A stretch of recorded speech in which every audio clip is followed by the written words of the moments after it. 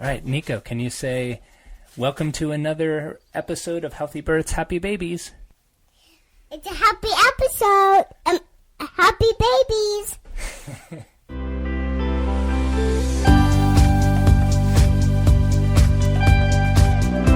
Welcome back to another episode of Healthy Births, Happy Babies. I'm Dr. Jay Warren. I'm the prenatal and pediatric chiropractor here at the Capuana Center. And this podcast is all about helping you have a proactively healthy pregnancy so you can have a safe, gentle, natural birth. And that's going to allow you to bring your baby into the world that much more gently and healthily so you can start off your family experience more powerfully than if it's full of stress and trauma and other health concerns. So if you are a fan of this show and you haven't yet subscribed, please do so. Wherever you listen to your podcast, go ahead and subscribe so you don't miss a upcoming episode. And also, if you haven't rated or reviewed the podcast and you've enjoyed it and gotten value of it, that will really help me out because that'll allow this podcast to reach more and more parents like yourself that might be missing out on this type of information and helping them along their parenting journey. So thank you in advance for that. And thank you if you already have rated and reviewed.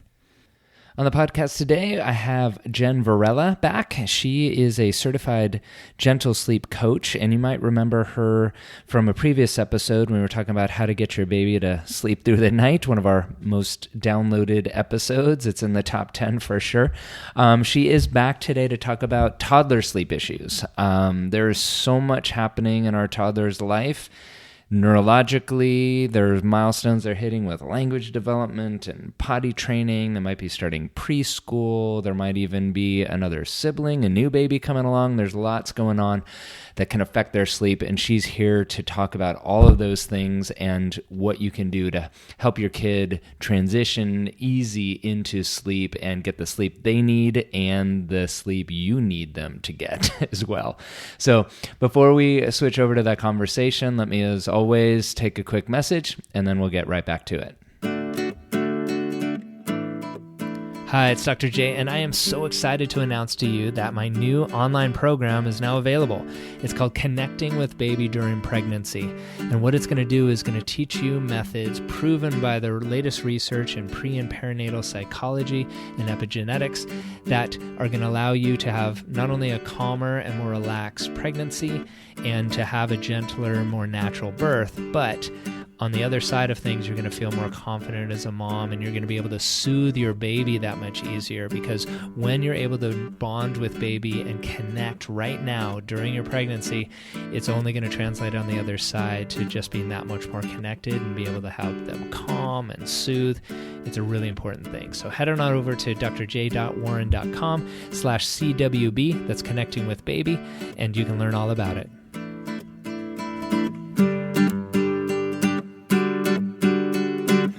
Jen Varela is a San Diego-based sleep training expert, and she helps sleep-deprived families with private one-on-one sleep coaching. She focuses on the achievement of each family's sleep goals, whether it's in a co-sleeping environment, room sharing, or separate rooms. Jen's experience ranges from helping families with infants and sleep-shaping skills to families with toddlers who are transitioning them to their own room for the first time.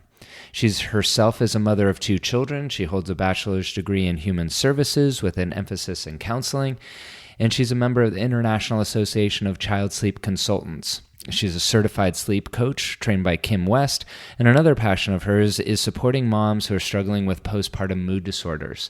And she's on the board of the Postpartum Health Alliance as president-elect as of the beginning of this year, which is 2018. So now let me switch over to my conversation with Jen.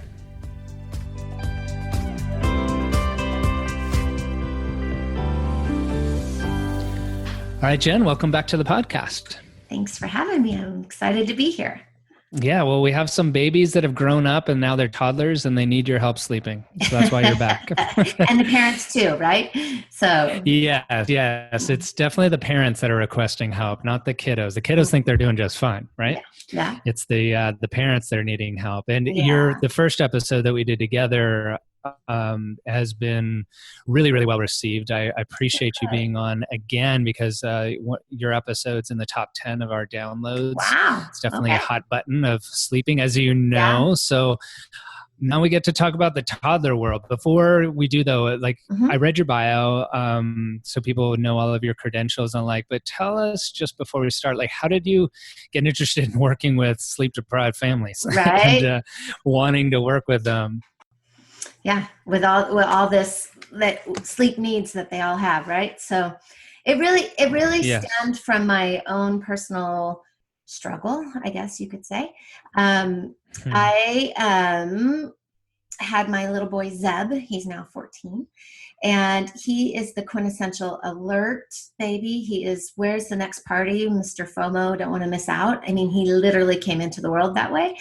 And he has a very Hmm. strong resolve. He has an ability to really, get into whatever he's into. And giving sleepy signals was not so apparent with him.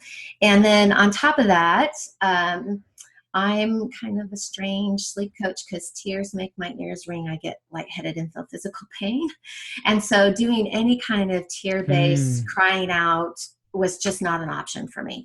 So I had to figure out another way, and I did. And it really also stemmed from my own needing sleep. I really am one of those people that life changes when I'm getting enough sleep or not getting enough sleep.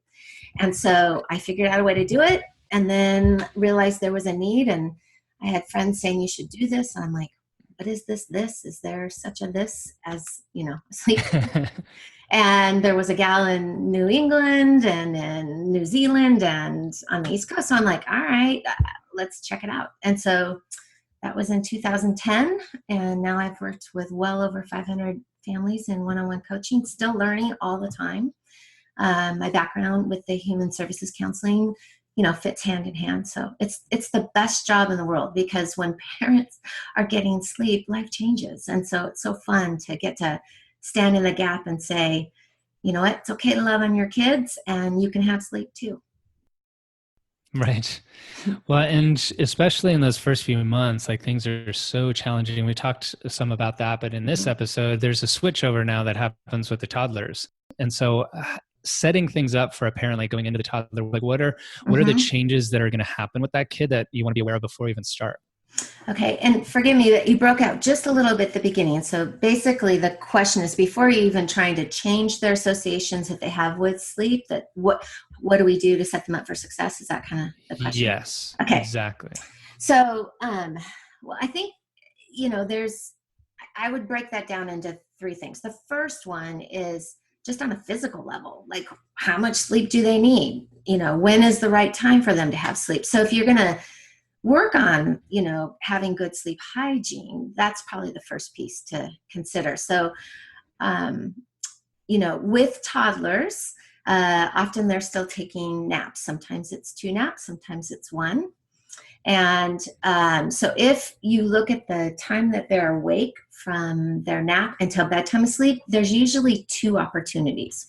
The first one is going to be between 4 and 5 hours that they're awake, and then they're going to have the right sleep pressure to go to sleep. And the second window will typically be after 6 hours. And what seems to happen between those 2 windows is cortisol. Cortisol is a stress hormone that gives you a second wind. Some babies get funnier and happier, and some get inconsolable and can't pull it together. So you really want to try to avoid cortisol when you're putting them down. So watching that awake window. However, sometimes if you have really, really difficult bedtime situations with your toddler and there's an entrenched kind of battle, right, that's happening, sometimes you want to go ahead and use the second window because they are more tired. And so they're going to have less pushback. So there is kind of, with toddlers, there is a method to the madness of going a little later. But I think it's important to be strategic because just going later doesn't necessarily mean that the night awakenings improve. You might still have more night awakenings if you're using that second window. So first thing with physical is how much sleep are they getting in a 24 hours? And typically you're still looking at somewhere between 11 and 13 for a 3 to 5 year old.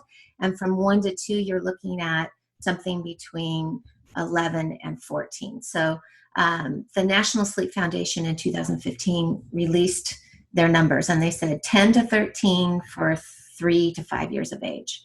in a 24. So a physical, setting up for physically for success. And based on the circadian rhythm, typically between 7:45 and 8:30 is a good spot to look for bedtime asleep. Okay. I've definitely known that as a parent, like that window that you miss, the second one, if you can keep on it, gets a lot easier. You can just kind of corral him. Like, all right, so let's just keep moving forward to the bed. We're going to do this. And sometimes it's worth it. Like, hey, let's just like stay up a little later, for sure, and get through that cortisol window.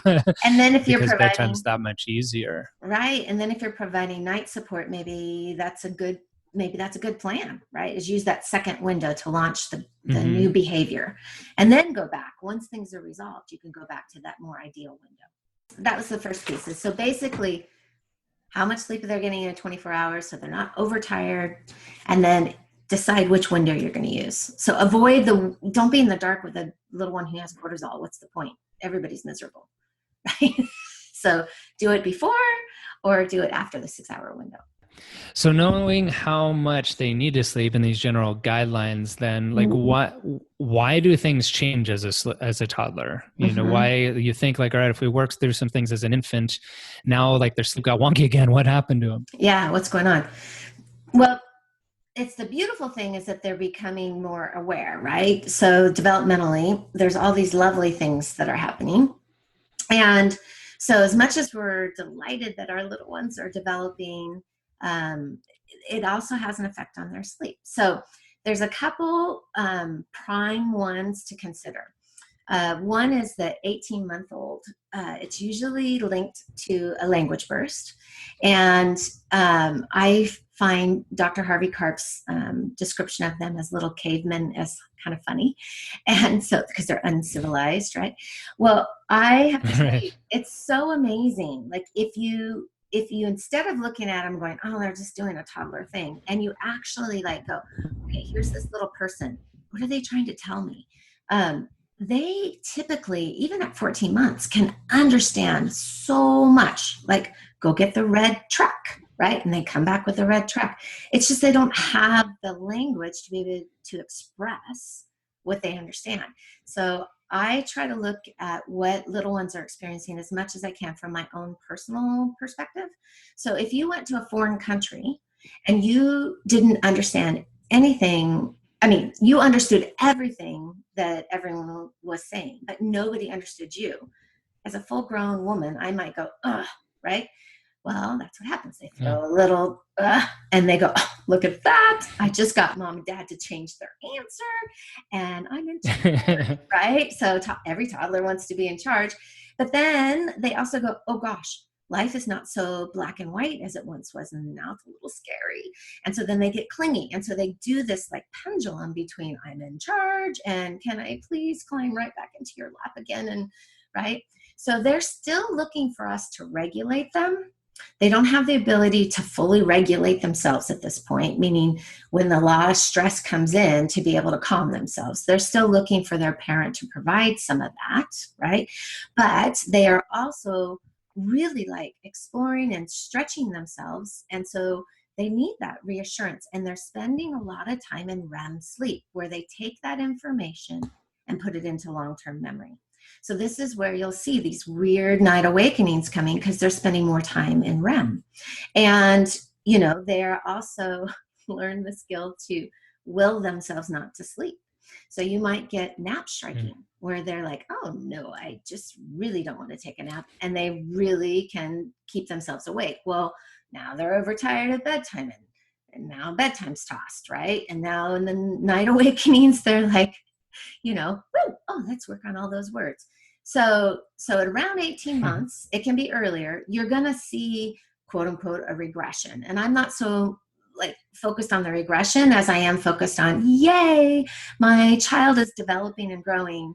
All right, I need to manage my expectations a little bit here. And then the second one that happens that's really big is between 30 and 36 months of age.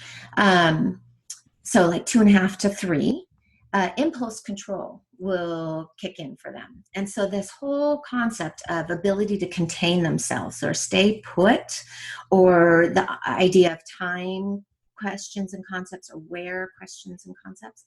So if you are trying to switch from a crib to a toddler bed, this is something to really consider, because expecting a 20-month-old to stay in their little toddler bed and not come find you, probably not totally realistic. Maybe based on temperament they might be able to do that, but realistically, until they've got that containment piece in their development in place, the impulse control piece, they might not be able to stay put. So you're going to need to take a look at their whole environment, right? Their whole room is almost like a crib if you're switching. So I think managing, setting them up for success, you need to look at what are they really capable of and what are they experiencing? What do they need? And the last part in regards to that would be worldview changes also play a part in that. So, new sibling arriving, that's a worldview change. Like, where's my place in the family? Who is this little person that just arrived? Those things will lead to, again, night awakenings and some worldview change. Starting preschool, potty training, all of those kinds of things. And then maybe medical, if there's any possible sleep apnea involved, those things will show up, and those could all affect sleep. So I think the first piece for success is really taking a look at what's going on physically, what's going on developmentally, and what's going on in their world for a worldview change. Is there a lot going on for them? Right. And I can definitely see like that latter phase, like any major life event it's just a lot for their circuits, right? And so imagining I like your example, like if you were in a foreign country, could understand but couldn't be understood, how would you feel? The same thing is like, imagine like if your job, like everything was like new and new changes, and it might be positive changes, like I'm learning how to walk, I'm learning how to talk, I'm learning how to say no, all those kind of things, but it's just so much for their little selves to contain that everything's going to be a little more high strung, a little more short fused. And obviously when you get tired, those things when you're short fused get even worse. And then usually the parent's tired also, be like, oh my gosh, would you please just go to sleep? You'll feel so much better. And so will I. Yes, for sure. Absolutely. Yeah. And so with like taking like bedtime routines in the context of now like a toddler world, like what do you recommend setting up again for success? Like those, I don't know, do you call them routines or what do you like to call them? Yeah. So I think it is really important to have routines, just like if you took a toddler to the park and you didn't give them the 10-minute, the 5-minute, the 3-minute warning. What are they going to do? Right? I wasn't ready to leave. And, you really are, the parents are their park. Now, we are really ready for bed, ready for them to be in bed, but they are not ready to end their day, right? And so giving them a predictable routine, right, will really, same order, same fashion, somewhere between 30 and 40 minutes in length. Once you start going past 40 minutes, it becomes a little confusing. Is this playtime or is this bedtime, right? So having a really, predictable, same fashion routine is of high value, because they know what's coming and they get a chance to say goodbye to the day. So I really, with my clients, we really focus on what's the routine that's going to work for your family. That'll be an individual experience, but I think doing it in the same fashion, same order is an important piece to all of that. And it helps them feel. I like that phrasing that you said about like saying goodbye to the day. That makes sense. That it is like just a wind down rather than switch it off. It is a process for them to be able to embrace. Yeah, for sure. And I like to look at it more as time in versus time out, right? So kind of the next piece in all this is our perspective as parents. We're the ones that bring the calm to the room. And I'm going to tell you, I'm a very affectionate person. When I had my babies and they were, 20 months apart and little toddlers, I remember thinking, oh my gosh, can somebody just please not touch me for like just 10 minutes? Like, I just need, 10 minutes to not be touched, right? And that's a really foreign thing for me as a very affectionate person. But that happens. We get to the end of the day and we're just like, we're done. We're ready. Come on, pick it up and drag it, little one. We're done, right? Well, they're not ready in that way. And so I think it's really important that we don't let their, like, being at the end of themselves and all tired, trigger our fight, flight, and fight part of our brain. It's very normal that when somebody's fight and flight part of their brain starts to go off, yours will too. This is why you see like road rage on the freeway. It's like this person would have never done that. And all of a sudden, because it's a very normal thing to have happen. So when you're looking at bedtime, you just got to know that your little guy's probably not their best selves right then. And maybe you aren't either, And so, right. Sure. And so I think, remembering that it's normal to get triggered. So you have to be the parents with the big, big girl panties on if it's the mom, right? You walk in going, okay, I'm going to lead this, right? And I'm going to do this in a calm fashion. So I think it's important that that as a parent, you have empathy for them. Remember, they are stretching themselves, and this is not an easy time for them. And so you're going to make a shift. This is not going to be forever. This is temporary. But you bringing in the calm will make a big difference for them in that whole experience. Because if you go off, they're going to go off. They feed off of us, right? So if we're calm and like you're like, I know, buddy, it's been a long day. Right. We're going to do this together. They feel that, and they know the difference. So I think that's a really important part of this whole process for sure. Sure. And I can definitely see that as a parent when, I really needed Nico to sleep was when and I was stressed about him getting to sleep because he either needed to do something or I was tired, and I brought that energy to it. He fed off of that. And he said, oh, Dad wants me to do it. I'm not going to do it for him. It was just more of he was feeding off of that fight or flight and feeling it. And so like being able to calm ourselves as parents going in, I definitely agree with that. That makes a huge, huge difference. Yeah. So setting the stage is kind of a way to look at it, right? So you're the one that's going to set the stage for success. So a couple things that can be done with all of this is taking a look at, could you role play with your little ones about, giving their little toys or, the truck to go to sleep.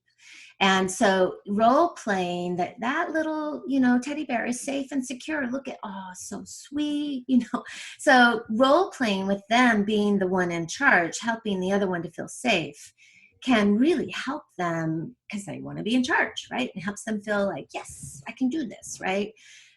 Even role playing where you're going to be in the room when they're going to go to sleep and what that's going to look like, and let them sit in the place where you're going to sit and you pretend like you're the little guy and let them be in charge for a little bit. So they get a chance to get their head around what's coming, what's expected, and to role play that, not at bedtime, but maybe before dinner, so they can, especially on the night you might be changing things up. Give them some time to process that information. So I find that role playing can be really helpful. And even with, so Kim West, I just love Kim, and she's written a book called Good Night, Sleep Tight. I've referenced her before in our last recording. She has a method called the shuffle. But one of the things she talks about in her book is sleep manners, especially with like a little one close to 3. We've been working on please and thank you and, table manners. And so, helping them understand the ability to calm yourself and lay nicely and, those kinds of manners, sleep manners, can be really helpful for them to understand what the expectation is. So just very simple ones, not like make it really complicated, but that you need to lay quietly when the lights are out, right? That's a good sleep manner. So you might even go over kind of some sleep manner ideas with them, and do that before the bedtime routine and the new routine. Give them a chance to process that before bedtime is really helpful. So I use a lot of role play with my clients, and it really helps, especially for the smart ones. The smart babies, they need a little time, and they tend to have a little more anxiousness because they understand way more than they can process emotionally. So giving them a little prep time really helps them with that. And do you recommend doing that role playing like during the day before that whole starts, or is that something that's part of the bedtime, or is it better to do it outside of bedtime? Yeah. So like maybe putting the babies, to sleep, their own little babies or their little toys or whatever. You could do that during the day. On the night that you're going to start whatever it is, the new plan, right, for helping them, I would do that before dinner so they have a real chance to go over that. Yeah. And then, another part of that, so if you think about setting the stage, role playing, the other part could be choosing the script, meaning having some very simple, clear statements that you use during that role play so they begin to recognize those. So an example would be a sleep cue. So I named my company Sugar Night Night because that's what I say to my kids when it's time to go to bed, Sugar Night Night. It's kind of a funny name when you think about SEOing. Had I known, right? So it's a gentle, sweet command that doesn't have their name in it. It's not "I love you," right? So you could practice a simple, gentle command even with their little role play time. Another one would be, a wake up cue, so that they know when mom and dad come in at night, when I'm having a hard time getting back to sleep, they come in this way, it's time to go to sleep because there's the sleep cue. Sugar night, night, honey, right? But in the morning, when it's time to get up in the morning and mom and dad come in this way, it's like, good morning, little one. Kiss, kiss, kiss, kiss. How many toes do you have, right? Like you could build a little simple vernacular with them so they know right away when you enter into the room this way, it's time to go to sleep. When you enter into the room this way, it's okay to get up. Another one would be, a reassuring statement. Maybe when you're doing the role play with their toys, you could be like, and look, they're snug as a bug in a rug. They're safe and they feel so loved, right? And you could use that same vernacular over and over. It's terrible to think of it like marketing, but right? It's like, what's your slogan, right? What's your tagline? So I think, they respond well to knowing what's predictable, expected, and done in a gentle, reassuring manner. So the most important thing is that they feel safe and secure. And the way they know that is because you're predictable, right? Right. And so that I find that those are good ways to kind of enter into that mindset of how are we gonna set everybody up for success. And I know, like in your work, you're a big fan of an exit plan, which I think is really funny. Can you explain to our listeners what you mean by that? Yeah. So so I think it's any good partnership. When you walk in the front door, what where the back door is, right? So that you have an ability to know when when something's not working, how you exit. So I think one of the things about toddlers and doing this whole concept of time in, so you're going to stay with them until they fall asleep instead of going back to your room. No, I don't want to go back to back to your room. Instead of taking that battle on, you are choosing to stay with them. Now, I'm going to tell you all the time when parents call me and they are done because they felt like I quote unquote should have been able to get past this. I should be able to put my toddler down, right? So we shame ourselves, right? Like somehow we've done something wrong because we can't make this happen, right? So by the time a family might call me, some are proactive and going, okay, we're ready to transition from co-sleeping to having them in their own bed. And it's a very proactive thing. But I also get a lot of like, we're at the wit's end and we're done and we're considering of just locking that door and walking away because we read this article or whatever. And so you're really at a depleted place. You're at a place of discouragement, right? Right, So the thought then of, now I'm going to tell that parent, you got to stay in that dark room. I'm already done emotionally. Now I'm going to stay in this room with this little one that's telling me they're not happy and they don't like this. So I think it's really important to have a plan in place before you start that knows it puts into the account how you're eventually not going to be in that room anymore. So there's a little bit of hope, right? So we can do anything for a short period of time if we know it's truly for a short period of time. So that's why I say you need to know where the back door is, because before you launch, you need to know how you're going to get out. So having a true sleep plan and a strategy, knowing that, okay, I'm going to do time in, I'm going to lean in, I'm going to give them what they need. But we're also going to have a strategy for the exit is really important for parents to have hope and not be overwhelmed, right? As well as the ability to give a consistent answer.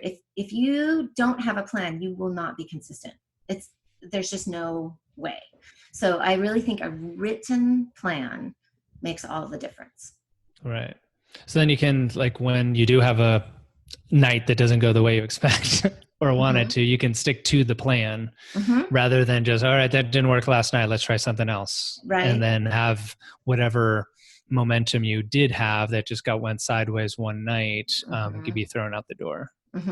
And with that, consistency is a huge reason why this works, right? So it's a toddler's job to go, hey, you changed your answer and I'm really not liking that answer. So I'm going to really make sure you really mean that that's what you're going to do because I don't like it, right? That's their right. That's their job, is to go, hey, you changed your answer. And our job is to go, yep, I did, sweetie, and we're going to do this together.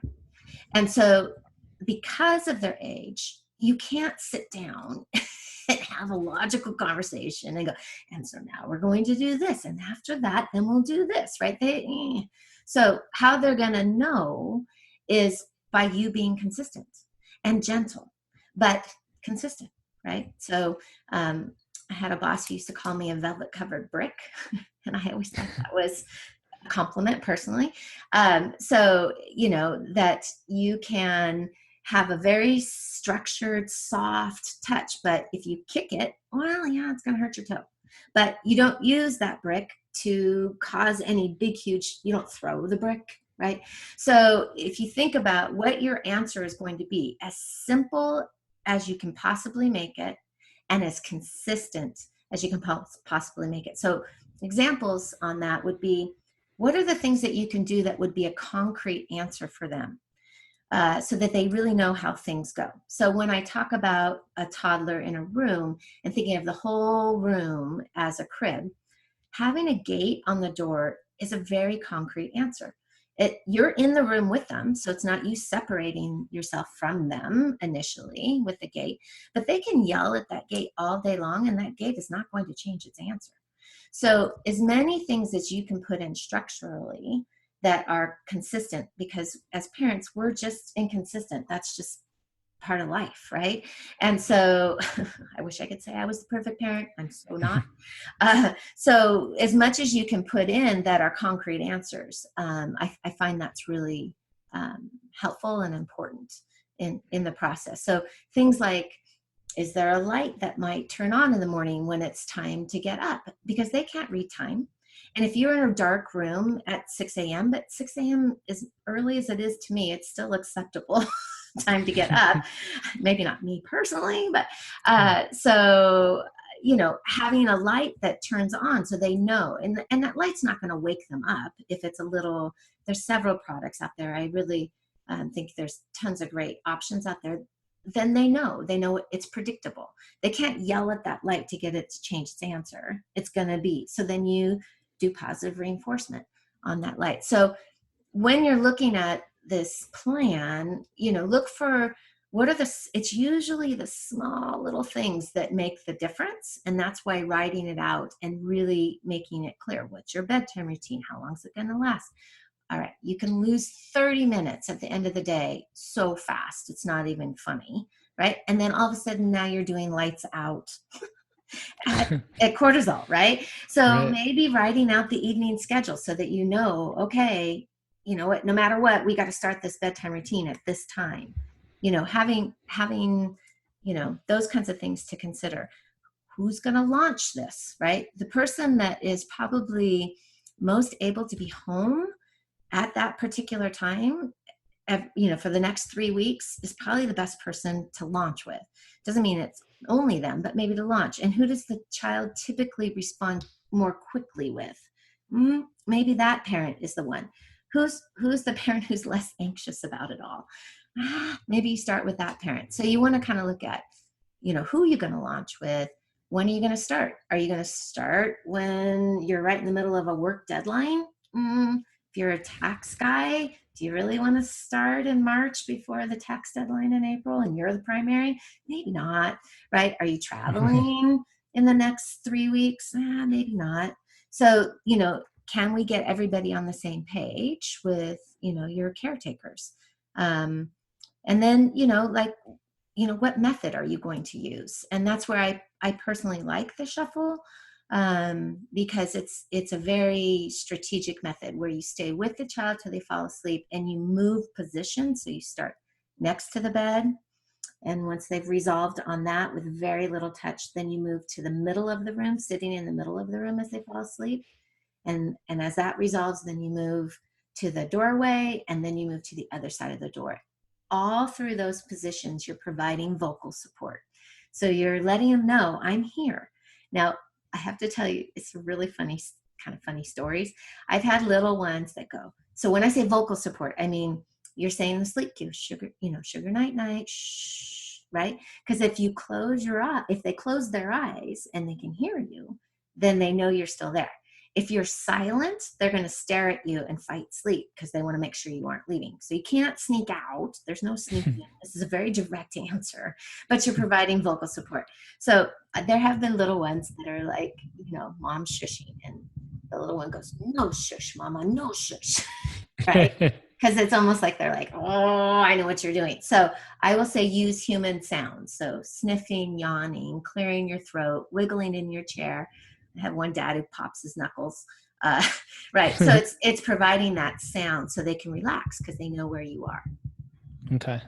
Well, go in with that like no night thing that the toddler says. Like I sing a certain song to Nico very often at night, and certain times when he's not wanting to go to sleep, I'll start singing the song. He's like, "Dad, I'm not tired." Like I don't want to hear that sound, right? That song, which is great that he associates it with nighttime. But you know, when I've missed the window and he's right? not and really he's, wanting and it, he's letting you know. And that's the thing. How lovely your 4-year-old can actually communicate that to you and go, I don't feel tired, Dad. Right? So, right. But you know, honestly, a 20-month-old, a 24-month-old.